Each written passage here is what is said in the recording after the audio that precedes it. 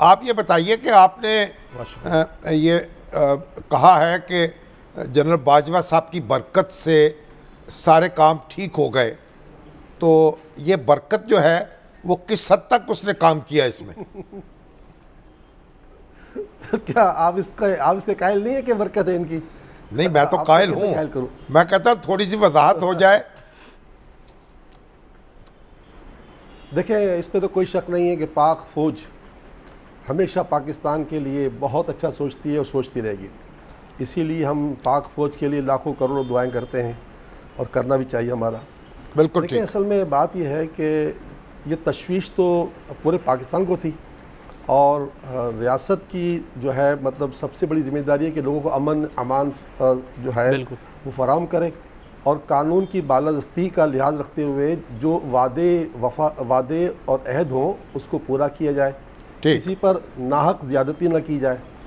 तो हुआ ये था कि ज़ाहिर है कि आपको पता है रमज़ान करीम में इतना बड़ा इतने लोगों का खून बहा था, इतने ज़्यादा वादे किए गए थे, तो 7 महीने गुजर चुके थे। इसके बावजूद जिन्होंने वादे पूरे नहीं किए, असल तो कसूर उनका ही है ना। अच्छा, फिर उन्होंने ये भी नहीं किया कि ये जो इस तहरीक ने ये नहीं किया कि फ़ौरन रोडों पर आ गई। वो अपनी रहमतुल आलमीन मस्जिद के बाहर ये कई दिनों तक जो है ये ऐलान मतलब रियासत को बुलाती रही, पुकारती रही कि भाई हमारी फरियाद सुनो। तो रियासत ने माज़अल्लाह शायद ऐसा समझा होता कि यार ये तो बेचारे कीड़े मकोड़े हैं, इनका क्या होगा।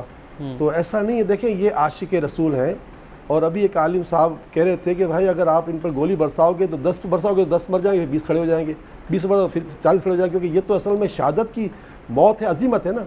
देखें शाहिद साहब, मुझसे ज़्यादा आप दीन जानते हैं, मुझे यकीन है।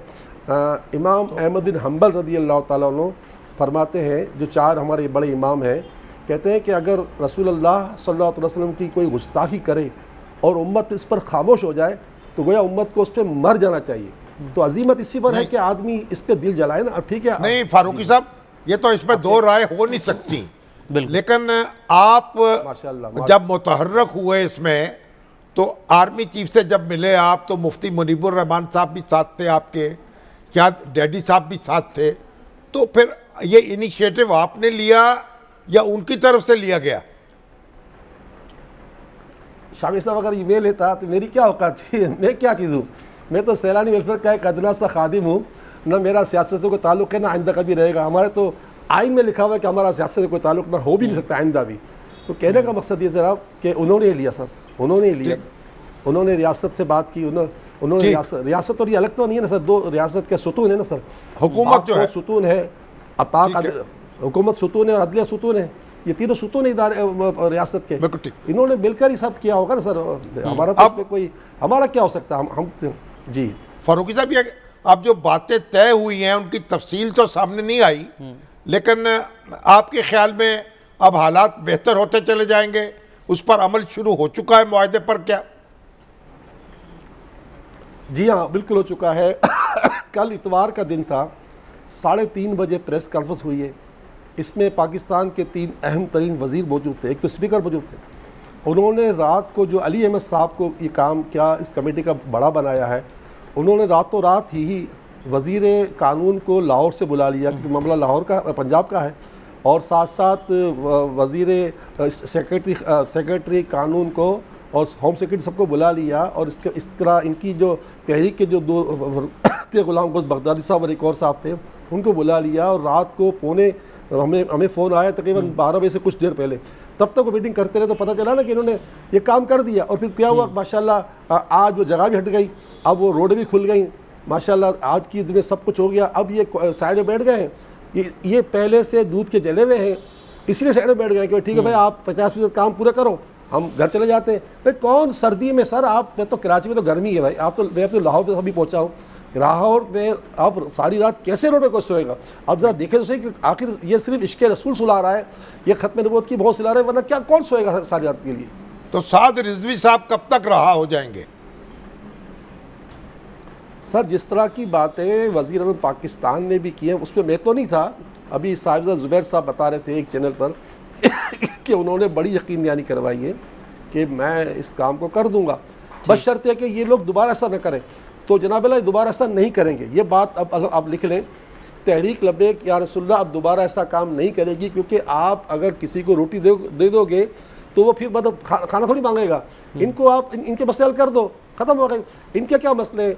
एक तो आप इनको कल अदम करार दिया है, जो कि किसी जहद से भी कल अदम हो ही नहीं सकते, करा दिया। ठीक है, बादशाह हैं, रियासत के मालिक है, जो चाहे करें। दूसरी बात यह कि आपने 4 शेड्यूल डाल दिया। अब इतने बड़े बड़े मुफ्तियान कराम को, इतने बड़े आलिम जिन्होंने कभी हाथ में डंडा भी नहीं उठाया, और मुफ्ती लाहौर के निज़ामिया के सबसे बड़ी मुफ्ती हज़रत अल्लामा अब्दुल सत्तार साहब जैसी हस्ती को, जो 80 साल के हैं, उनको आपने मतलब दहशतगर्द मुकदमा डाल दिया। तो ज़ाहिर है आप किसी को पत्थर मारोगे तो चीज़ तो निकलेगी ना। तो बस ऐसा कुछ हुआ। तो अल्हम्दुलिल्लाह उम्मीद है कि वो सारे मुकदमे जो बनाए गए हैं, रियासत के पास इतने इख्तियारात हैं कि वो अदालत से, कानूनदानों से, सेक्रेटरी कानून से सबसे मसला हल कर सकती है। तो उन्होंने उम्मीद दिलाई कि हम ये सब करेंगे, क्योंकि लास्ट टाइम जो रमज़ान करीम में सुबह सहरी के वक्त इतने बड़े वादे किए और वादे पूरे नहीं हुए, तो ज़रा फिर ये तकलीफ हुई। तो फारूकी साहब, अब आइंदा के लिए इसका एहतमाम होगा कि कोई आपकी उन जो नौजवान हमारे हैं वो यानी अपने तौर पर कोई फैसले ना करें और हुकूमत भी कोई यानी गैर जिम्मेदारी का मजारा न करे, कोई ऐसा एहतमाम होगा? कोई जमानतें दी गई हैं इस बात की? अब यही होगा, इसी पर जमानत हुई। अब रियासत ने जो है इनकी सुननी है, इनके दर्द होंगे सुनेगी। ना ये धरना लगाएंगे, ना ये मार्च करेंगे, ना ये एहतजाज करेंगे। भाई इनको इनकी ज़िंदगी गुजारने दो, ये सियासत करेंगे सियासतदानों की तरह, असम्बली में आएंगे असम्बली में आने वालों की तरह।